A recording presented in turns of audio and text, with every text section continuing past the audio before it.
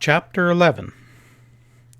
Head ringing from the impact of the swinging fists, the sheriff scrambled to his feet to be carried along in the mad push of yelling, delirious construction hands surging towards the jail, as irresistible in their blind rush as a stampeding herd. For the next few minutes his impressions were blurred. In the darkness it was impossible to distinguish friend from foe. The sheriff was jostled by cursing, panting men. Guns blared, the flashes illuminating a sea of wildly excited faces. Like a wave, the onrush broke against the sturdy adobe walls of the jail, flowed around it, and stamped all opposition. The thin corridor of deputies was swept aside and submerged in the tide of brawny humanity. Men battered the iron-bound door of the jail with their fists and threw their bodies against it, but the stout timbers defied them. Pat worked his way clear of the press and headed for the office. Back against its front, ignored by the clamoring mob that milled around the jail, were grouped the remnants of his small force. He recognized Ezra's hulking form, Bill North's straight figure, and Jake Pierce and 3 or 4 deputies. The remainder had disappeared in the human vortex. Behind the office towered the huge box-like outline of the courthouse. Its windows stared down at the scene of riot and confusion. From behind the shadowy press of bodies that hid the jail door came a heavy, rhythmic pounding. Someone had brought a sledgehammer and was smashing the pine planking. Hopelessly, the sheriff's eyes ran over the survivors of his defense force. If the little group attempted to intervene, the mob would brush them aside like flies.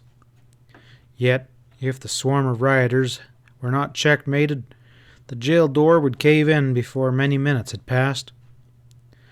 Sight of the courthouse windows brought inspiration. He gestured and led the way into the shadows of the courthouse at a run. The remnants of his force thudded behind him. Pat opened a rear doorway, stood aside to allow the panting men behind him to crowd in, and then slammed the door shut and shot a heavy bolt home. They stood in a corridor that ran the length of the courthouse. Feeling his way in the pitch darkness, the sheriff fumbled along the wall, located a bracket oil lamp, and lifted it down. He put a match to the wick. Long shadows wavered up the silent corridor. For the first time, the sheriff saw that his aides were not unscathed. North's left eye was closing and blood trickled from the corner of his mouth. Ezra's jaw was cut and swollen, and Jake Pierce's features were smeared with blood. "Listen." Pat's voice was hard. "The windows upstairs cover the jail.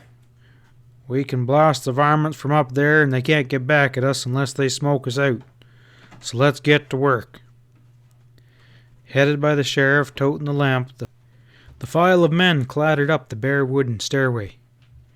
On the second floor were the judge chambers and offices of the county officials were. Pat entered a high ceiling room, lined with yellow-backed files of court records. 2 lofty windows looked down on the flat roof of the jail. The sheriff blew out the lamp, crossed to the nearer window, and hinged it wide open. Below he could see the outlines of the mob swarming around the jail entrance. The sledgehammer was still swung. Its evenly spaced blows reverberated like a pounding of a great drum. "Give me a scattergun," rasped Pat. North pushed a short-barreled shotgun into his hands. At that distance, Pat knew that the charge of buckshot would not kill, but spread over a wide area, would not fail to inflict painful but superficial wounds upon a large number of the rioters. If he could flush the mob away from the jail door, the prisoners might yet be held. Covering the masked men, bulging black around the jail, he loosened both barrels. Howls of pain mingled with the shouts of rage as the mob scattered. A bullet flew through the open window in reply. Pat ejected the empties and slid 2 more shells into the breach. Again he loosened a blast of leaden pellets. The wavering mob below streamed for shelter. The jail front was wiped clean of men, revealing the partially shattered door. "Reckon that'll hold the coyotes," growled Ezra from the dark behind the peering sheriff. "Not if they can get their hands on a few picks," came North's voice. "They'll knock a hole in that adobe wall and back of the jail as fast as you can roll a cigarette." Wes Langard, the jailer, leaned on the window ledge beside Pat. From force of habit, he built to smoke. His match flashed. Too late, the sheriff knocked the telltale light out of his hand. A gun flash blossomed white in the gloom below, and Pat heard the flat slap of lead hit flesh. Langard grunted and sagged forward. The sheriff grabbed his legs as his body slid out the window and yanked him back into the room. He lay limp, unconscious on the floor. Two men toted him back to the shelter of the corridor, and Pat followed and relit the lamp. The bullet had gouged a bloody furrow along the jailer's scalp. Leaving his companions to adjust a makeshift bandage, the sheriff returned to his observation post. Quiet now enveloped the battlefield around the jail. Not a rioter was in sight. As his eyes became accustomed to the dim light, Pat picked out still forms scattered on the ground. And then, through the night, came the steady tap, tap, tap of picks, pecking insistently on sun-hardened adobe. The rioters were hacking a hole in the rear wall of the jail, and, thought the sheriff bitterly, there was nothing he could do to stop them. For a while he listened to the steady play of the picks, and then, with a stab of appreciation, his thoughts flew to Sam. He hadn't seen his perky little partner since the mob first cascaded around the courthouse. Was his body among those laying on the ground below? The sheriff left the window. As a vantage point, it was useless now. A glum group was gathered in the corridor, eyeing north as he finished the job of patching up the unconscious Langard. "You see Sam around?" Ezra shook his unruly thatch moodily as the sheriff's sharp question. "No, he ain't set sight on the little rooster in a coon's age. I gamble he give St. Peter a good argument at the pearly gates." Footsteps echoed hollowly on the corridor below, briskly ascending the stairway. Every head swiveled. Sam's dark hair came into view, and then a squat body. "Where in the hell you been hiding?" bellowed Ezra in manifest relief. "Not in the courthouse like you jaspers," snapped Sam. "I've been out there in the action. Who loosed off that doggone shotgun? I gots to be standing eating for the next few months." "You got your just deserves," rumbled Ezra. "Mingling with that murdering pack, by rights, Pat should commit you to jail right now." "What?" inquired Sam caustically. "They've knocked a hole in the doggone cooler that you could drive a team through. I've been keeping cases on the hairpins. You fellers can come out of hiding now. They took off already." The little band of survivors tramped down the stairwell and filed out through the rear door. Silence wreathed the jail. Every rioter had faded into the night, except a few whose forms lay quiet beneath the stars. Sam led the way to the rear of the jail. Here, out of sight and range of the lawmen, at the courthouse windows, the mob had hacked a gaping hole into the adobe wall. Pat stepped through and struck a match. Cell doors hung open with smashed locks. Maggie and her fellow prisoners had been spirited away.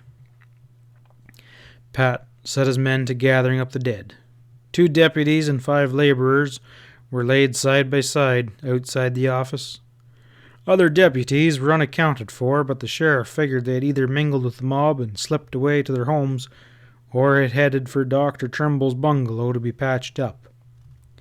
He dispatched 2 men to pack Wes Langard down to the docks, and then he went to his office. Slumping in a swivel chair, he direly contemplated the splintering fragments projecting from the window frames and the litter of broken glass on the floor. Leroux had made the law in Dutch Springs a dead letter. he had freed Maggie Maloney, and the price had been 7 lives. 7 men's sacrifice that a dance hall girl with $1 for train robberies might go free. The sheriff's gray eyes hardened with cold anger. There'd be a payoff, or he'd know the reason why. Pat dozed fitfully until daybreak. Heavy-eyed, he strode through the graying dawn, Sam and Ezra tagging behind. When he stepped through the ever-open doorway of the bucket of blood, the scene that met his eyes brought him to a stop. LaRoe's joint was a wreck. The floor was strewn with empty bottles and smashed glass, shattered tables and chairs. Drunks were scattered among the debris. 2 sleepy swampers were making a half-hearted attempt to clean up the mess. Behind the long bar, the ornament mirrors were cracked in dozens of places. Shelved bottles had tumbled down and broken glass were heaped on the shelves. "Reckon the herd got out of hand before LaRoe stamped them for the jail," grunted Ezra. "I guess they staged the victory dance, and they sure waltzed all over the joint," put in Sam with satisfaction. "LaRoe around?" bawled Pat. A swamper inclined his head drowsily towards the office. Pat crunched over broken glass towards it. When the door opened, the saloon man appeared. LaRoe's dark suit, usually immaculate, was creased and dust-dabbed, his chin stubbled, and his shirt tie askew. He waited as the sheriff advanced to meet him. A pace apart, Pat halted. Face to face, both men eyed each other with unveiled hostility. "So, you loosed Maggie," said the sheriff softly. LaRoe switched on his mechanical smile. "Not me, Sheriff. The men from the yard." "You put 'em up to it." The other shrugged. "I deny the accusation." "They were liquoring up on your red-eye. For free." LaRoe's thin lips twisted with malicious humor. "You may not believe it, but I am a generous man. When they're in velvet, they'll patronize my saloon, and when they're flat broke, they'll drink on the house." 7 men died last night. The sheriff's voice was somber. "And you're the murderer." A quick surge of anger wiped the set smile from the saloon keeper's face. "If you have a warrant, arrest me," he rasped. "If not, get out of this saloon. I deny any knowledge of the affair. When I feel like serving free drinks, I'll serve them." He swung away, but the sheriff's fingers fastened onto his shoulders. "Take your paws off me," he snarled. Pat swung him around and thrust his left hand inside LaRoe's coat and yanked out a derringer. He tossed the hideaway over his shoulder and unbuckled his own gun belt. "LaRoe," he gritted, "you're clever like a coyote. The law can't touch you, but I can. I'm going to pound the daylights out of your rotten carcass." The saloon man backed hastily before Pat's low-voiced threat. He tripped over a broken chair, recovered. "Tom, Bill, Henry!" he yelled. Men issued from the dance hall at the rear. They ran forward, picking their way through the litter. One pulled a gun. Behind the sheriff, Ezra's deep voice boomed. "Stretch 'em, you buzzards, or I'll be putting daylight through you." The gunman fired hastily. Ezra's .45 blared. His opponent spun around and dropped, and he sat up, stared stupidly at his reddening shoulder. His companions halted in their tracks, arms thrust high. On the other side of the saloon, Sam was riding herd on the swampers and several blurry-eyed drunks who sluggishly swayed to their feet at the sound of gunfire. Pat reached forward and grabbed LaRoe's vest and jerked him close. Fist bunched, his free hand swung against the angle of the other's jaw. LaRoe tore free and stepped back. Pat bore in, jabbed him viciously in the midriff, and LaRoe doubled, gasping, and backed into a table. brought up short, he twisted and dodged as Pat's fist sank into his stomach. With quick, indrawn breath, he sagged forward to stop a swift uppercut that rattled his teeth. Eyes venomous, the saloon man swayed out of reach. Again, Pat relentlessly bore in. LaRoe's long arms swung wildly. Inside them, the sheriff's hard fist pistoned into his middle. Left, right, left, right. LaRoe's knees slowly buckled desperately. He wrapped his arms around Pat, vainly endeavoring to smother the pounding fists. The sheriff twisted free, flung a straight left to the other's jaw that rocked him back onto his heels. Eyes glazing, LaRoe stumbled behind the table, gripping its edge with both hands, gasping for breath like a newly landed fish. Pat followed relentlessly, LaRoe's right hand streaking for the back of his neck. A short, bright blade leapt into view. His wrist flicked back, the slim hilt grasped between forefinger and thumb. Pat tipped the table and ducked as a sliver of silver slipped through the air. It zipped into the crown of his Stinson and carried the hat off his head. Then he was atop of LaRoe again. Mercilessly he ripped into the tall, hook-nosed man, hammering the breath out of his body with short jabs, mashing his features with a flicking left, beating him down with pounding blows. At last, bloodied and battered, one eye closed tightly against swollen blackened flesh, smashed nose streaming scarlet, mouth cut, LaRoe went down. He made a feeble attempt to regain his feet, and then flopped back onto the sanded floor and lay with heaving chest and closed eyes.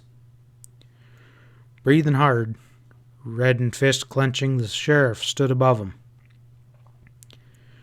"Maybe you'll think twice before running another wiser over me," he growled. The three partners bellied up to the bar at the Gold Eagle. "You sure knocked the stuffings out of LaRoe," commented Ezra as he downed 3 fingers. "Kinda ruined the rattlesnake's good looks, if he ever had any." "Didn't help none, except ease my feelings," returned Pat soberly. "I reckon he done dare leave Maggie in jail for fear she'd squawk like Blondie, and the payroll is as far away as it'll ever be." "Yeah, like the reward money," added Sam morsefully. "If an Ezra could track an elephant through 3 feet of soft snow, we'd be sitting on top of the world right now." Ezra downed another drink. "Leastways, I didn't stop a charge full of buckshot in my backside, aiding and abetting in the mob over there." Around the 3, the bar was lined thick with men discussing the events of the night. A steady drone of talk filled the saloon. A newcomer wedged in beside Pat. The sheriff eased over. Glancing down as he did so, his gaze became intent, quick excitement charging his nerves. The upper edge of the newcomer's right riding boot had been rent, and the edges were roughly sewn together with a strip of rawhide. End of chapter 11.